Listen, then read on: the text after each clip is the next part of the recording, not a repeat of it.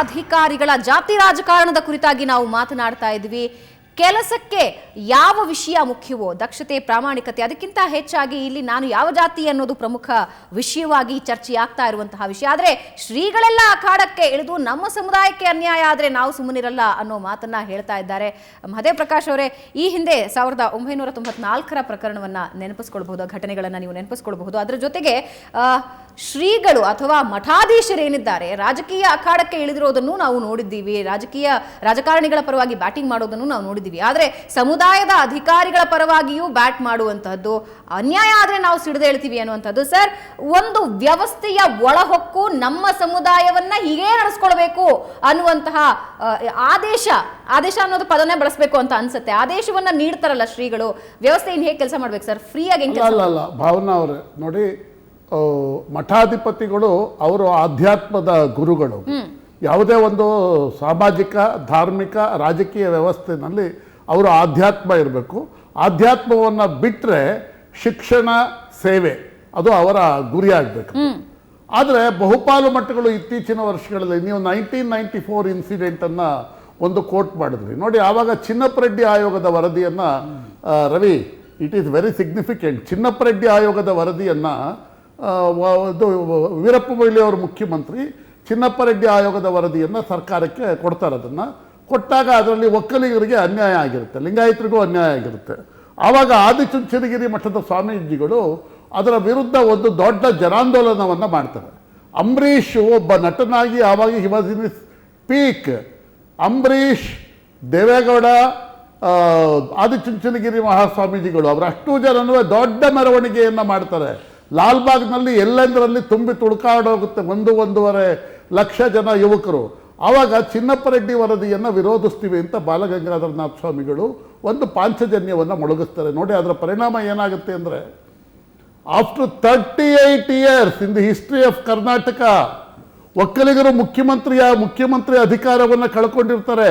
ಕೆಂಗಲ ಹನುಮಂತಯ್ಯ 4.5 ವರ್ಷ, ಕಡದಾಳು ಮಂಜಪ್ಪ 2 ವರ್ಷ 2 ತಿಂಗಳು 15 ದಿವಸ 2.5 ತಿಂಗಳು. ತದನಂತರ 1956ರಿಂದ ಮತ್ತೊಬ್ಬ ಮುಖ್ಯಮಂತ್ರಿ ಆಗಿರಲ್ಲ ಒಕ್ಕಲಿಗ, ದೇವೇಗೌಡರು 1994 ಆಗ್ತಾರೆ. ಅಂದರೆ ತಮ್ಮ ಸಮುದಾಯಕ್ಕೆ ಒಂದು ಕ್ವಾಲಿಟೇಟಿವ್ ಆದಂತಹ ಚೇಂಜನ್ನು ತರುವ ದೃಷ್ಟಿಯಿಂದ ಬಾಲಗಂಗಾಧರನಾಥ ಸ್ವಾಮಿಗಳು ಮಾಡಿದ್ರಲ್ಲ, ಇಟ್ ವಾಸ್ ಒಂದು ಹೋರಾಟ. ಆದರೆ ಅಧಿಕಾರಿಗಳು ಮತ್ತೊಂದು ಮಗದೊಂದಕ್ಕೆ ಇವರೆಲ್ಲರೂ ಮಠಾಧಿಪತಿಗಳು ಬಾಯಿ ಹಾಕೋದಿದೆಯಲ್ಲ, that is not at all good. Sir, ಅವರು ಹೇಳ್ತಾರೆ, ಸರ್, ನಮ್ಮ ಸಮುದಾಯದ ರಕ್ಷಣೆಯೇ ನಮ್ಮ ಜವಾಬ್ದಾರಿ, ಅದು ನಮ್ಮ ಕರ್ತವ್ಯದಲ್ಲಿ ಒಂದು ಅಂತಾರೆ ಅವರು. ಅಲ್ಲ, ಒಂದು ಈಗ ಮುಖ್ಯಮಂತ್ರಿ ಸಿದ್ದರಾಮಯ್ಯನವರು ಅಧಿಕಾರದಲ್ಲಿದ್ದಂತಹ ಸಂದರ್ಭದಲ್ಲಿ ಅನೇಕ ನಿದರ್ಶನಗಳನ್ನು, ನೀವು ದಾಖಲೆಗಳನ್ನು ತೆಗೆದು ನೋಡಿದ್ರೆ, ಕುರುಬ ಅಧಿಕಾರಿಗಳಿಗೆ ಒಳ್ಳೊಳ್ಳೆ ಸ್ಥಾನಗಳನ್ನು ಕೊಟ್ಟಿದ್ರು. ಕೊಡಬಾರ್ದು ಅಂತ ನಾ ಹೇಳಲ್ಲ, ನಾ ಆಗಲೇ ಹೇಳಿದ್ದಲ್ಲ, ಸೂರಜ್ ಹೆಗ್ಡೆ ಅವರು ಹೇಳಿದ್ರು, ಸಾಮರ್ಥ್ಯ, ಅನುಭವ ಇವೆಲ್ಲವೂ ಇರುವಂಥ ಪ್ರಾಮಾಣಿಕತೆ, ದಕ್ಷತೆ ಇರುವ ಅಧಿಕಾರಿಗಳಿದ್ರೆ ಯಾಕೆ ಕೊಡಬಾರ್ದು ಅಂತ ಹೇಳಿದ್ರು. ಕೊಡಿ, ಬಟ್ ಎಲ್ಲರನ್ನ ಒಂದು ರೀತಿ ಬ್ಯಾಲೆನ್ಸ್ ಮಾಡಿ, ಸಮತೋಲನವನ್ನು ಕಾಯ್ದುಕೊಳ್ಳಿ. ಎಲ್ಲ ಜಾತಿ ಜನಾಂಗಗಳಿಗೆ ಈಕ್ವಲ್ ರೆಪ್ರೆಸೆಂಟೇಷನನ್ನು ಕೊಟ್ಟಾಗ ಯಾರಿಗೂ ಗ್ರಂಬ್ಲಿಂಗ್ ಬರೋದಿಲ್ಲ.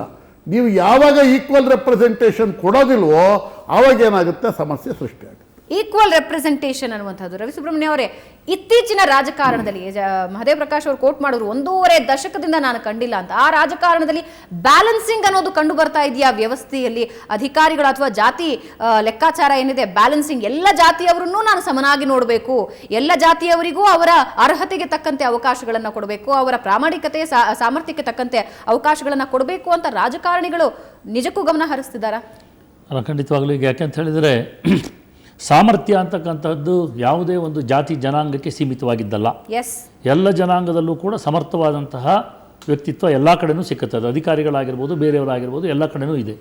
ರಾಜಕಾರಣಿಗಳಲ್ಲೂ ಕೂಡ ಇವತ್ತು ಈ ಸರ್ಕಾರ ಬಂದಿದ್ದೇನೆ ಕೋಮುವಾದಿಗಳನ್ನು, ಜಾತಿವಾದಿಗಳನ್ನು ದೂರ ಇಟ್ಕೊಂಡು ಬರ್ತೀವಿ, ಅದಕ್ಕೋಸ್ಕರವಾಗಿ ನಾವು ಜಾತ್ಯತೀತವಾದಿಗಳು ಒಂದಾಗಿ ಬರ್ತಾ ಇದ್ದೀವಿ, ಈ ಎಲ್ಲ ಸ್ಲೋಗನ್ಗಳನ್ನು ಹೇಳ್ಕೊಂಡು ಬಂದರು. ಈಗ ಆದಮೇಲೆ ಡೇ 1 ಪ್ರಾರಂಭ ಆಗಿದೆ. ನನ್ನ ಜಾತಿಗೆ ಎಷ್ಟು ಮಿನಿಸ್ಟ್ರಿ, ನನ್ನ ಜಾತಿಗೆ ಜಾಸ್ತಿ ಕೊಟ್ರಾ ಕಮ್ಮಿ ಕೊಟ್ರಾ, ಇವರಿಗೆ ಯಾಕೆ, ಅದರಲ್ಲಿ ಉಪಜಾತಿಗಳು. ಮಾನ್ಯ ಸಿದ್ದರಾಮಯ್ಯನವರು ಅಷ್ಟೇ, ಹಿಂದೆ ಜಾತಿ ಸೆನ್ಸಸ್ ನಡೀತಾ ಇತ್ತು, ಅವ್ರ ಕಾಲದಲ್ಲಿ ಉಪಜಾತಿ ಸೆನ್ಸಸ್ ಶುರುವಾಯಿತು. ಇವತ್ತು ಹೆಗಡೆ ಅವರ ಒಂದು ಉದಾಹರಣೆಯನ್ನು ಕೋಟ್ ಮಾಡಿದರು ಮಹದೇವ್ ಪ್ರಕಾಶ್ ಅವರು. ಅದೇ ರೀತಿ ಪ್ರಧಾನಮಂತ್ರಿಗಳಾದಂಥ ನರೇಂದ್ರ ಮೋದಿಯವರು ಪ್ರಧಾನಮಂತ್ರಿಗಳಾದ ತತ್ಕ್ಷಣದಲ್ಲೇ ಒಂದು ಆದೇಶವನ್ನು ಕೊಟ್ಟರು. ನನ್ನ ಮಂತ್ರಿಮಂಡಲದಲ್ಲಿರ್ತಕ್ಕಂಥ ಯಾವುದೇ ಸದಸ್ಯರು ಮಂತ್ರಿಗಳು ಯಾವುದೇ ಕಾರಣಕ್ಕೂ ಕೂಡ ಅವರ ಬಂಧುಗಳನ್ನಾಗಲಿ ಜಾತಿಯವರನ್ನಾಗಲಿ ಜೊತೆಯಲ್ಲಿ ಇಟ್ಕೊಳ್ತಕ್ಕಂಥದ್ದಲ್ಲ. ಯಾವ ನೆಂಟರುಗಳು ಕೂಡ ತಮ್ಮ ಕಚೇರಿಗಳಲ್ಲಿ ಕೆಲಸ ಮಾಡಬಾರ್ದು, ಅವರನ್ನು ದೂರದಲ್ಲಿ ಇಟ್ಕೊಳ್ಬೇಕು ಅಂತ. ಯಾಕೆಂದರೆ ಯಾವುದೇ ಒಬ್ಬ ಮಂತ್ರಿ ಆಗಿರಬಹುದು, ಮುಖ್ಯಮಂತ್ರಿ ಆಗಿರಬಹುದು, ಪ್ರಧಾನಮಂತ್ರಿ ಆಗಿರಬಹುದು, ಅವ್ರು ಸಕ್ಸಸ್ಫುಲ್ ಆಗಬೇಕಾದ್ರೆ ಅವರು ಯಾವುದೇ ಒಂದು ಜಾತಿಗೆ ಮಂತ್ರಿಗಳಲ್ಲ. ಸ್ವಾಮಿಗಳು ಕೂಡ ಅವ್ರು ಯಾವುದೋ ಒಂದು ಜನಾಂಗಕ್ಕೆ ಅವರು ಸರ್ವಸಂಗ ಪರಿತ್ಯಾಗಿ ತ್ಯಾಗೇನೈಕೆ ಅಮೃತತ್ವ ಮಾನಸಿವು ಅಂತ ಎಲ್ಲವನ್ನು ಬಿಟ್ಟು ಬಂದಿರೋದ್ರಿಂದ ನೀವು ದೊಡ್ಡವರು ಅಂತ ನಾವು ಇಟ್ಟಿದ್ದೀವಿ. ಇವತ್ತು ಏನಾಗಿದೆ ಅಂದರೆ ಅಧಿಕಾರಿಗಳು ಅಷ್ಟೇ ದಿನ ಬೆಳಗ್ಗೆ ಎದ್ದು ಸ್ವಾಮಿಗಳ ಕಾಲಿಗೆ ಬಿದ್ದು ನಮಗೆ ಈ ಸ್ಥಾನ ಕೊಡಿಸಿ ಅವರನ್ನು ಕೂಡ ಸಂದಿಗ್ಧಕ್ಕೆ ಸಿಗಾಕಿಸ್ತಕ್ಕಂಥ ಪರಿಸ್ಥಿತಿ ನಿರ್ಮಾಣ ಆಗಿದೆ. ಈಗ ಅವ್ರು ಹೇಳಿದಾಗೆ ದಕ್ಷತೆ, ಪ್ರಾಮಾಣಿಕತೆ, ಬದ್ಧತೆ, ಅವ್ನು ಮಾಡ್ತಕ್ಕಂಥ ಅನುಭವ ಇವೆಲ್ಲವನ್ನೂ ಗುರುತಿಸಿ ಕೆಲಸ ಕೊಡಬೇಕೇ ಹೊರತು ಇವತ್ತು DCR ಆಗಬೇಕು. ಎಲ್ಲರಿಗೂ ಇವತ್ತು ಏನು ಬರುತ್ತೆ, ಮುಖ್ಯವಾದಂಥ ಪೋಸ್ಟ್ಗಳು ಅಂದ ತಕ್ಷಣ ಕಾಣ್ತಕ್ಕಂಥದ್ದು ಜಿಲ್ಲಾಧಿಕಾರಿ ಆಗಬೇಕು, ಆಮೇಲೆ ಚೀಫ್ ಇಂಜಿನಿಯರ್ಗಳಾಗಬೇಕು, ಯಾವುದೋ ಚೀಫ್ ಸೆಕ್ರೆಟರಿ ಆಗಬೇಕು, ಬೇರೆ ಬೇರೆ ಅಲ್ಲ ಎಲ್ಲ ಕಡೆನೂ. ಪೊಲೀಸ್ನಲ್ಲಿ ಈಗಾಗಲೇ SP ಯಾವ ಜಿಲ್ಲೆಗೆ ಯಾವ ಜಾತಿಯವರನ್ನು ಹಾಕ್ತೀವಿ. ಇಷ್ಟು ನಾವು ಜಾತೀಯತೆಯಲ್ಲಿ ಹೊರಟ್ರೆ ಖಂಡಿತವಾಗಲೂ one cannot deliver the goods. ಯಾವ ಲೆಕ್ಕಾಚಾರದಲ್ಲಿ ಯೋಚನೆ ಮಾಡ್ಕೊಂಡು ಹೊರಟಿರ್ತಾರೋ ಅದನ್ನು ಬಿಡಬೇಕಾಗತ್ತೆ. ಯಾರಲ್ಲಿ ದಕ್ಷತೆ ಇದೆ, ಖಂಡಿತವಾಗ್ಲೂ ಪ್ರಾಮಾಣಿಕತೆ ಇದೆ, ಅಂಥವ್ರನ್ನ ಮುಖ್ಯವಾದಂಥ ಆಯಕಟ್ಟಿನ ಸ್ಥಳದಲ್ಲಿ ಕೂತ್ಕೊಂಡಾಗ ರಾಜ್ಯದ ಹಿತದೃಷ್ಟಿಯಿಂದ ಕೆಲಸ ಆಗುತ್ತೆ, ಅವ್ರಿಗೂ ಒಳ್ಳೆಯ ಹೆಸರು ಬರುತ್ತೆ. Yes sir. ಒಂದು ವೇಳೆ ಜಾತಿ ಆಧಾರದ ಮೇಲೆ ಅಧಿಕಾರಿಗಳನ್ನ ನೇಮಕ ಮಾಡೋದಾದ್ರೆ, ಅದು ಮಠಾಧೀಶರೇ ನಿರ್ಧಾರ ಮಾಡೋದಾದ್ರೆ, ನಮ್ಮ ಜಾತಿಯವರಿಗೆ ಇಷ್ಟು ಜನರಿಗೆ ಈ ಆಯಕಟ್ಟಿನ ಸ್ಥಾನದಲ್ಲಿರಬೇಕು, ಅವರನ್ನ ಕಿತ್ತು ಹಾಕಬಾರ್ದು, ಅವರನ್ನ ವರ್ಗಾವಣೆ ಮಾಡಬಾರ್ದು ಅಂದ್ರೆ ಯಾಕೆ ಬೇಕು ಸರ್ ವ್ಯವಸ್ಥೆ? ಯಾಕೆ ಬೇಕು ಸರ್ಕಾರ? ಯಾಕೆ ಬೇಕು ಮುಖ್ಯಮಂತ್ರಿ? ಯಾಕೆ ಬೇಕು ಒಟ್ಟಾರೆ ರಾಜಕೀಯ ವ್ಯವಸ್ಥೆ? ಒಂದು ಮಾತು ಹೇಳಲಿಕ್ಕೆ ಬಯಸ್ತೀನಿ. ಇದೇನಾಗುತ್ತೆ, ಬರೀ ನೀವು ಇದನ್ನು ರಾಜಕಾರಣಕ್ಕೆ ಅಧಿಕಾರಿಗಳಿಗೆ ಮಾತ್ರ ಸೀಮಿತ ಮಾಡಬೇಡಿ. ಅರ್ಹತೆ ಎಲ್ಲ ಇರುವಂಥವ್ರು ಅವಕಾಶ ವಂಚಿತರಾಗಿರ್ತಾರೆ ಎಷ್ಟೋ ಜನ. ಆಯ್ತಾ? ಇದನ್ನ ನೀವು ಬರೀ ರಾಜಕಾರಣಕ್ಕೋ ಅಥವಾ ಬರೀ ನೀವು ಅಧಿಕಾರಿ ವರ್ಗಕ್ಕೋ ಸೀಮಿತ ಮಾಡೋದಲ್ಲ, ಸಮಾಜದಲ್ಲೂ ಇದನ್ನ ಹಂಗೆ ತಗೊಂಡೋಗ್ಬೇಕು. ಸರ್ ಫಸ್ಟ್ ಏನಾಗಿದೆ ಮೇಡಮ್,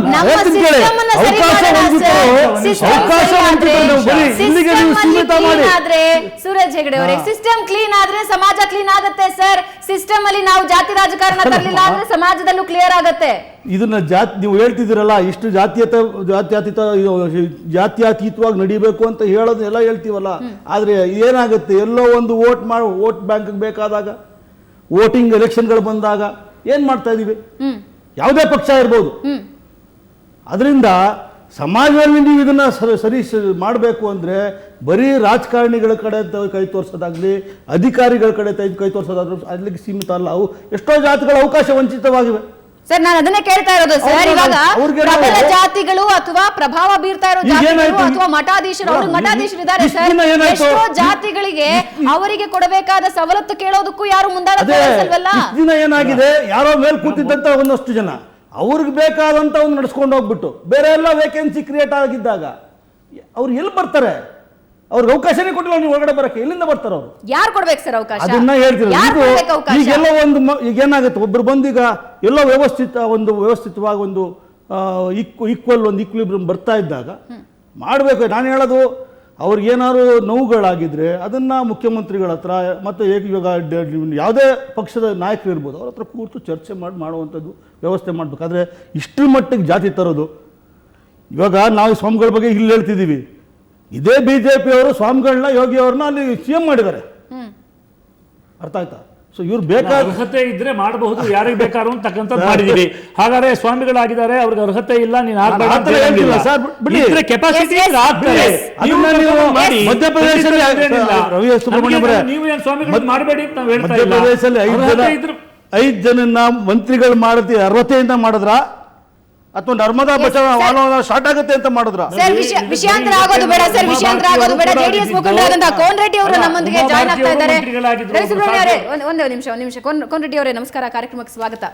ಬಹಳ ಹೀಟ್ ಡಿಬೇಟ್ ಆಗ್ತಾ ಇತ್ತು. ಸೊ ನಿಮ್ಮ ಆಗಮನದಿಂದ ಮತ್ತೊಂದು ಹಂತಕ್ಕೆ ಹೋಗೋಣ ಸರ್. ಏನ್ ಸರ್, ಕುರುಬ ಸಮಾಜದ ಅಧಿಕಾರಿಗಳನ್ನ ಟಾರ್ಗೆಟ್ ಮಾಡಿ HDK ಅವರು ಎಲ್ಲರನ್ನೂ ತೆಗೆದು ಪಕ್ಕಕ್ಕೆ ಹಾಕಿಬಿಡ್ತಿದ್ದಾರಂತೆ, ಖಾಲಿ ಜಾಗಗಳಲ್ಲಿ ಕೂರಿಸ್ತಾ ಇದ್ದಾರಂತೆ, ಅಮುಖ್ಯ ಸ್ಥಳಗಳಲ್ಲಿ ಕೂರಿಸ್ತಾ ಇದ್ದಾರಂತೆ, ಅವಮಾನಿಸ್ತಾ ಇದ್ದಾರಂತೆ.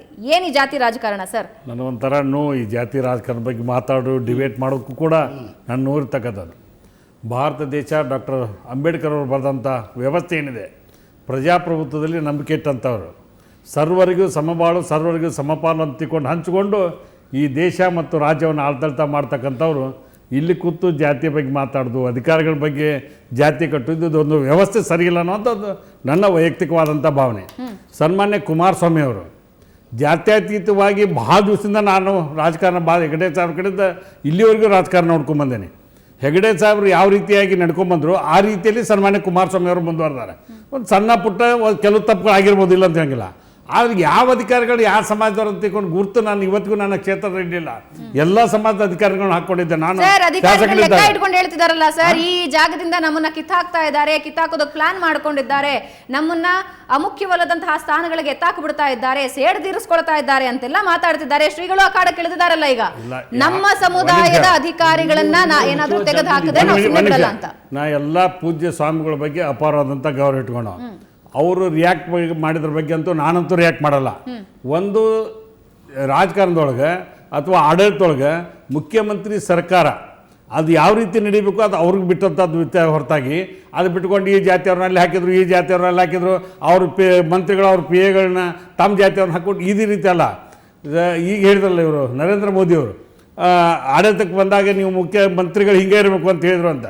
ಅಂಥವನ್ನೆಲ್ಲ ನಾವು ಮಾಡಬೇಕು. ಇವತ್ತು ಕರ್ನಾಟಕದಲ್ಲಿ ಕೂಡ ಆಗಬೇಕು, ಅಂಥ ವ್ಯವಸ್ಥೆ ಇರಬೇಕು. ಇವತ್ತು ನಾವೇನು ಇದು ಬರ್ತಾ ಇದೆಯಲ್ಲ, ಇದು ನಾಳೆ ದೊಡ್ಡ ಮಾರಕ ಆಗೈತಿ ರಾಜ್ಯ ಮತ್ತು ದೇಶಕ್ಕೆ. ಈ ರೀತಿಯಾಗಿ ಒಂದೊಂದು ಜಾತಿ ಬಗ್ಗೆ ನಾವು ಮಾತಾಡಕತ್ತಿದ್ರೆ ಎಲ್ಲಿಗೆ ಬಂದು ನಿಲ್ತೇವೆ ನಾವೆಲ್ಲರೂ? ನೋಡಿ ಮೇಡಮ್, ಯಾವ ಹಂತದಲ್ಲಿ ಗೆದ್ದೇವೆ? ಕರ್ನಾಟಕದಲ್ಲಿ ನಿದರ್ಶನಗಳಿವೆ. ಧರಮ್ ಸಿಂಗ್ ಅವರಾಗಿರ್ಬೋದು, ಹೆಗ್ಡೆ ಅವರಾಗಿರ್ಬೋದು, ಗುಂಡೂರಾವ್ ಅವರಾಗಿರ್ಬೋದು, ದೇವರಾಜ ಅರಸವರೇ ಆಗಿರ್ಬೋದು, ಇವರೆಲ್ಲ ಯಾವುದು ದೊಡ್ಡ ಸಮುದಾಯದಿಂದ ಬಂದಂಥವರಲ್ಲ. ಆದರೆ ಹಲವಾರು ವರ್ಷಗಳ ಅನುಭವ, ಅವ್ರದ್ದೇ ಆದಂಥ ಒಂದು ಏನಂತೀರ ಆ ಒಂದು ಇದರಿಂದ ನಡ್ಕೊಂಡು ಬಂದಿದೆ. ಅಷ್ಟು ಜನ 9 ವರ್ಷ ಚೀಫ್ ಮಿನಿಸ್ಟರ್ ಆಗಿದ್ದೇವೆ. ಜಾತಿ ಅಲ್ವಾ ಸಮಸ್ಯೆ? ಅಂತಹ ವ್ಯವಸ್ಥೆ ಕುಸಿತಾ ಇದೆ. ಬರೀ ಎಲ್ಲದಕ್ಕೂ ರಾಜಕಾರಣ ಜಾತಿಯನ್ನ ತೋರಿಸ್ತಾ ಇದ್ದಾರೆ ಅನ್ನೋದೇ ಅಲ್ವಾ ಸಮಸ್ಯೆ? ಹೇಳಿದ್ರ ಸಿಸ್ಟಮ್ ಇಲ್ಲ ಅಂತ ಹೇಳಿದ್ರು, ಅದಕ್ಕೆ ಹೇಳ್ತಾ ಇದೀನಿ. ಸಿಸ್ಟಮ್ ಮೊದಲು ಈ ತರ ಇರಲಿಲ್ಲ. ಮೊದಲು ಸಿಸ್ಟಮ್ ಇತ್ತಲ್ಲ, ಇಂಥ ಜನ ಎಲ್ಲ ನಡೆಸಿದಾರಲ್ಲ ಎಲ್ಲ ಅದನ್ನೇ ಅವರು ಹೇಳ್ತಾ ಇರೋದು. ಇತ್ತು, ಇವಾಗಿಲ್ಲ, ಈಗಿಲ್ಲ sir. Let's talk about the present. ಹಿಂದಿನ ಲೆಜೆಂಡರಿ ಪೊಲಿಟಿಷಿಯನ್ಸ್ ಒಂದಷ್ಟು ನಕ್ಷೆಯನ್ನ ಹಾಕೊಟ್ಟು ಹೋಗಿದ್ದಾರೆ. ಆಡಳಿತ ಅಂದ್ರೆ ಏನು, ದಕ್ಷತೆ ಅಂದ್ರೆ ಏನು ಅನ್ನುವಂತಹ ಒಂದಷ್ಟು ನಕ್ಷೆಯನ್ನ ಹಾಕೊಟ್ಟು ಹೋಗಿದ್ದಾರೆ. ಅದ್ರ ಪಾಲನೆ ಆಗ್ತಾ ಇದೆಯಾ ಅನ್ನೋದು ನನ್ನ ಪ್ರಶ್ನೆ. ರಾಜ್ಯಕ್ಕೆ ಒಂದು ನಿಮಿಷ ಬ್ರೇಕ್. ಈ ರಾಜ್ಯಕ್ಕೆ ಗುಂಡೂರಾವ್ ಅಂತವ್ರು ಮುಖ್ಯಮಂತ್ರಿ ಆಗ್ಯಾರ, ಬಂಗಾರಪ್ಪನವ್ರು ಅಂತ, ಧರ್ಮಸಿಂಗ್ ಅಂತ, ಆಮೇಲೆ ಎಂಥ ಜಾತಿ ಬಲ ಇಲ್ದವ್ರು ಮುಖ್ಯಮಂತ್ರಿ ಆಗಿಲ್ವ ನಮ್ಮ ಕರ್ನಾಟಕಕ್ಕೆ? ಇವತ್ತೆಲ್ಲ ಜಾತ್ಯತೀತವಾಗಿ ಬದುಕ್ತಾ ಇದ್ದೇವೆ ನಾವು. ಹಿಂಗ ತೋರಿಸಿ ಕೇಳಿ ಈಗಿನ ಪರಿಸ್ಥಿತಿಗೆ ಜಾತ್ಯತೀತ ಅನ್ನೋ ಪದ ಅಣಕ ಅನಿಸ್ತಿಲ್ವಾ ಮಹದೇವ್ ಪ್ರಕಾಶ್? ಜಾತ್ಯತೀತ ಜನತೆಗಳನ್ನ ನಮ್ದು ಅವರ ಮುಖ್ಯಮಂತ್ರಿ ಅವರಿಗೆ ಕುಮಾರಸ್ವಾಮಿ ಅವರೇ. ಕೋನರೆಡ್ಡಿ ಅವರು ಬರೋ ಮೊದಲು ನಾನು 2 ಇನ್ಸಿಡೆಂಟ್ ಅನ್ನ ಹೇಳಿದ್ದೆ. ಅವ್ರಿಗೆ ಗೊತ್ತಿಲ್ಲ ಇನ್ಸ್ಟೆನ್ಸಸ್. ಇನ್ಸಿಡೆಂಟ್ ಅನ್ನೋದಕ್ಕಿಂತ ಇನ್ಸ್ಟೆನ್ಸ್. ರಾಮಕೃಷ್ಣ ಹೆಗಡೆ ಯಾವ ರೀತಿ ಮಾಡಿದ್ರು, ವೀರೇಂದ್ರ ಪಾಟೀಲ್ ಯಾವ ರೀತಿ ಮಾಡಿದ್ರು, ಅದಕ್ಕೆ ಮೊದಲು ದೇವರಾಜ ಅರಸು ಅದೇ ರೀತಿ ಮಾಡಿದ್ರು. ಅಂದರೆ ಅಧಿಕಾರ ಸೂತ್ರ ಹಿಡಿದಂತಹ ಒಬ್ಬ ಮುಖ್ಯಮಂತ್ರಿ ಅವರು ಯಾವ ರೀತಿ ಮಾಡಬೇಕು, ಯಾವ ರೀತಿ ಹೆಜ್ಜೆ ಇಡಬೇಕು ಅನ್ನೋದು ಗೊತ್ತಿರುತ್ತೆ. ಆಮೇಲೆ ಕುಮಾರಸ್ವಾಮಿ ಅವರು ಕರ್ನಾಟಕದ ಮುಖ್ಯಮಂತ್ರಿಯಾಗಿ ಇನ್ನೂ 35 ದಿವಸ ಆಗಿದೆ. 35 ದಿವಸ ಆದ ತಕ್ಷಣ ಇನ್ನೂ ಅವ್ರ ಹೆಜ್ಜೆನೇ ಇಟ್ಟಿಲ್ಲ. ಆವಾಗಲೇ ಕುರುಬ ಅಧಿಕಾರಿಗಳಿಗೆ ಅನ್ಯಾಯ ಆಗ್ತಾ ಇದೆ, ನಮಗೆ ಅಧಿಕಾರಿಗಳಿಗೆ ಅನ್ಯಾಯ ಮಾಡಿದ್ರೆ ಸಹಿಸೋದಿಲ್ಲ ಅನ್ನೋದಿದೆಯಲ್ಲ, ದಟ್ ಈಸ್ ರಾಂಗ್. ಸ್ವಲ್ಪ ದಿವಸ ವೆಯ್ಟ್ ಮಾಡಬೇಕು. ಕುಮಾರಸ್ವಾಮಿ ತುಂಬ ಬ್ಯಾಲೆನ್ಸ್ಡ್ ಅಡ್ಮಿನಿಸ್ಟ್ರೇಷನ್ ಕೊಡುವ ಪ್ರಯತ್ನವನ್ನು ಅವರು ಮಾಡೇ ಮಾಡ್ತಾರೆ. ಅಂತಹ ಸಂದರ್ಭದಲ್ಲಿ ಅತಿಯಾದ ಉತ್ಸಾಹವನ್ನು ಯಾವುದೇ ಮಠಾಧಿಪತಿಗಳು ಪ್ರದರ್ಶನ ಮಾಡೋದು ತಪ್ಪು.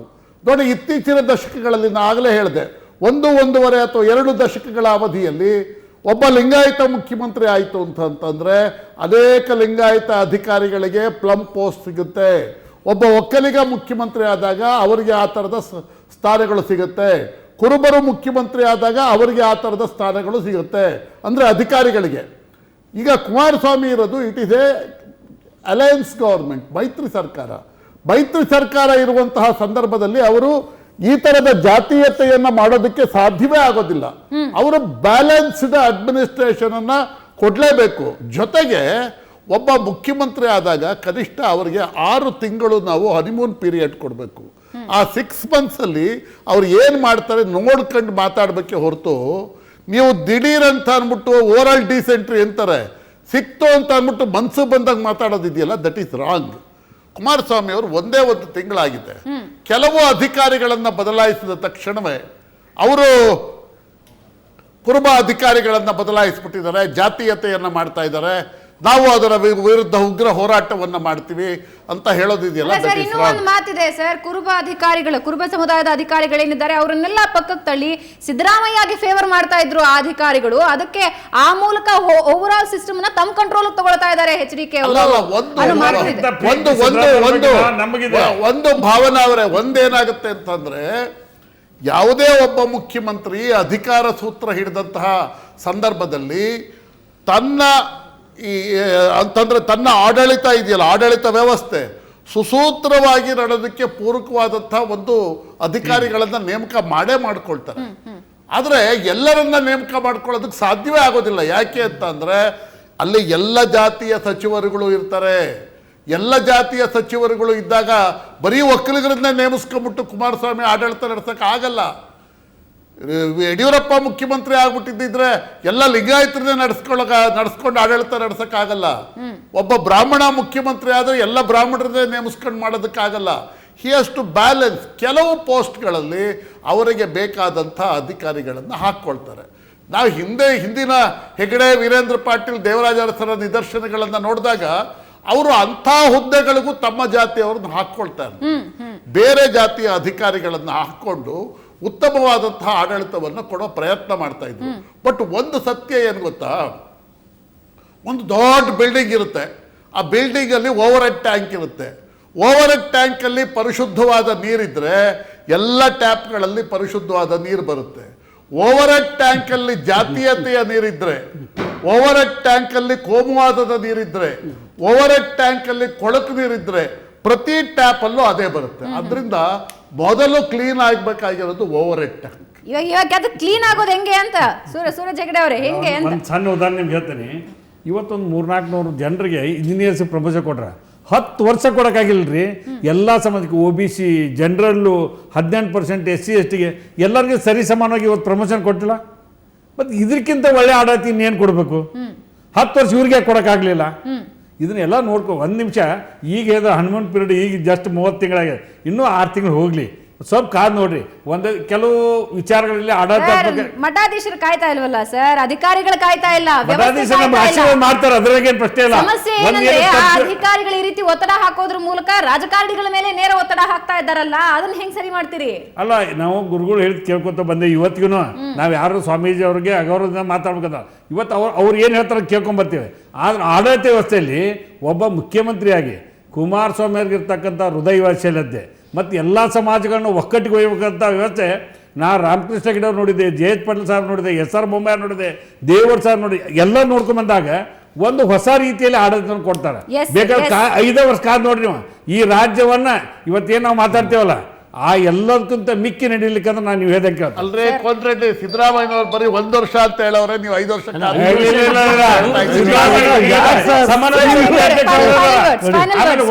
ನಿಮ್ಗೆ ಸಿದ್ದರಾಮಯ್ಯ ಅವ್ರ ಬಗ್ಗೆ ಪದೇ ಪದೇ ತೋರಿಸ್ತಾ ಇರ್ತೀರಿ.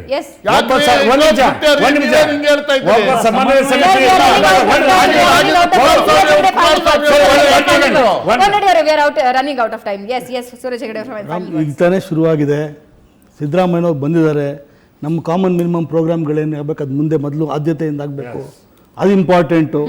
ರಾಜ್ಯದ ಜನತೆಗೆ, ಅದರಲ್ಲೂ ನೊಂದಿರುವಂಥ ರೈತರು, ಬಡವರಿಗೆ ಏನು ತಲುಪಿಸ್ಬೇಕು ಅದು ಇಂಪಾರ್ಟೆಂಟು. ಈ ರೀತಿ ಗೊಂದಲಗಳನ್ನ ಸೃಷ್ಟಿ ಮಾಡೋದು ಸರಿ ಇಲ್ಲ. ಜಾತಿ ವ್ಯವಸ್ಥೆ ಇದೆ, ಇಲ್ಲ ಅಂತ ನಾವೇನು ಹೇಳೋಕ್ಕಾಗಲ್ಲ, ಇದು ರಿಯಾಲಿಟಿ. ಆದರೆ ಅದನ್ನು ಬ್ಯಾಲೆನ್ಸ್ ಮಾಡ್ಕೊಂಡು ಹೋಗುವಂಥದ್ದು ನಮ್ಮ ಆದ್ಯತೆ. ಸರ್, ಈಗಾಗಲೇ ಕೂಗೇನಿದ್ದಿದೆ, ಆಯಕಟ್ಟಿನ ಜಾಗದಲ್ಲಿದ್ದಂತಹ ಅಧಿಕಾರಿಗಳನ್ನು ಬದಲಾಯಿಸ್ತಾ ಇದ್ದಾರೆ ಕುರುಬ ಸಮುದಾಯಕ್ಕೆ ಸೇರಿದ್ದು. ಅಂದರೆ ಇಲ್ಲಿವರೆಗೆ ಆಯಕಟ್ಟಿನ ಜಾಗಗಳಲ್ಲಿ ಕುರುಬ ಅಧಿಕಾರಿಗಳಿದ್ರು ಅಂತ, ಕುರುಬ ಮುಖ್ಯಮಂತ್ರಿಗಳಿದ್ದಂಥ ಸಂದರ್ಭದಲ್ಲಿ ಅವ್ರನ್ನ ಇಟ್ಕೊಂಡಿದ್ರು. ಈಗ ಒಕ್ಕಲಿಗರು ಬಂದಿದ್ದಾರೆ, ಬದಲಾಯಿಸಿದ್ರು ಅಂತ. ಇದು ಖಂಡಿತ ಆಗಬಾರ್ದು. ಇವತ್ತು ರಾಜ್ಯದ ಹಿತದೃಷ್ಟಿಯಿಂದ ದಕ್ಷ ಪ್ರಾಮಾಣಿಕ ಅಧಿಕಾರಿಗಳನ್ನು ಸೂಕ್ತವಾದಂಥ ಸ್ಥಳದಲ್ಲಿ ಕೂರಿಸೋದ್ರ ಮುಖಾಂತರವಾಗಿ ರಾಜ್ಯದ ಜನತೆ ಏನು ಒಳ್ಳೆಯ ಆಡಳಿತವನ್ನು ಎಕ್ಸ್ಪೆಕ್ಟ್ ಮಾಡಿದ್ದಾರೆ ಅದನ್ನು ಕೊಡ್ತಕ್ಕಂಥ ಪ್ರಯತ್ನ ಸರ್ಕಾರ ಮಾಡಿ. ಪ್ರತಿ ಸರ್ಕಾರ ಬಂದಾಗಲೂ ಇಂತಹ ಹಲವಾರು ಮಾತುಗಳನ್ನ ಕೇಳ್ತೀವಿ. ಜನರ ಅಭಿವೃದ್ಧಿಗೋಸ್ಕರ ದುಡಿತೀವಿ, ಜನರ ಸಮಸ್ಯೆಗಳನ್ನ ನೀಗಿಸ್ತೀವಿ ಅಂತ. ಆದ್ರೆ ಸದ್ಯದ ಮಟ್ಟಿಗೆ ಒಂದು ದೊಡ್ಡ ನಿರೀಕ್ಷೆಯಂತೂ ಸಮ್ಮಿಶ್ರ ಸರ್ಕಾರದ ಮೇಲೆ ಇದೆ. ಆದ್ರೆ ಜಾತಿ ರಾಜಕಾರಣ ಅಧಿಕಾರಿಗಳ ಮಟ್ಟಕ್ಕೂ ಈಗ ಬಂದಿರೋದು ದೊಡ್ಡ ಥ್ರೆಟ್ ಸರ್. ಇದು ವ್ಯವಸ್ಥೆಗೆ ದೊಡ್ಡ ಥ್ರೆಟ್. ಸಿದ್ದರಾಮಯ್ಯ ಅವರು ಸಮನ್ವಯ ಸಮಿತಿ, ವೀರಪ್ಪ ಮೊಯ್ಲಿ ಅವರು ಇದು ಕಮಿಟಿಗೆ ಇದ್ದಾರೆ, ಕುಮಾರಸ್ವಾಮಿ ಅವರು 3 ಜಾತಿ ಅವರು ಎಲ್ಲಿ ಪರಮೇಶ್ವರ್ ಅವರು ಮುಂದೆ ನಿಮ್ಮದೇ ಪಕ್ಷಗಳ ಬೆಳವಣಿಗೆ ಇದಕ್ಕೆ ಉತ್ತರ ಕೊಡುತ್ತೆ sir. Thank you so much. 4 ಜನಕ್ಕೆ ಧನ್ಯವಾದ ಚರ್ಚೆಯಲ್ಲಿ ಭಾಗಿಯಾಗಿದ್ದಕ್ಕೆ.